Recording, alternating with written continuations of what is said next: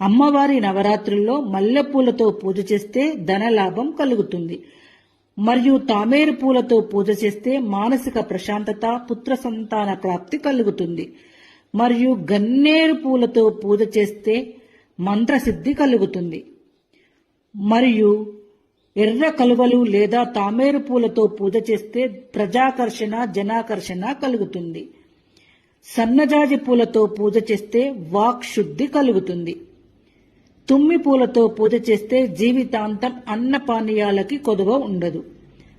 పారిజాత పూలతో పూజ చేస్తే కాలసర్ప దోషాలు తొలగిపోతాయి. మరియు అశోక పూలతో పూజ చేస్తే సంసారంలో ఉండే బాధలు తొలగిపోతాయి. మరియు తులసి దళాలతో పూజ చేస్తే త్వరగా కోరిక నెరవేరుతుంది. దవనంతో చేసిన మాల సమర్పిస్తే కార్యసిద్ధి ఏర్పడుతుంది. జిల్లేడు పూలతో అష్టమి రోజు పూజ చేస్తే త్వరగా కోరిక నెరవేరుతుంది.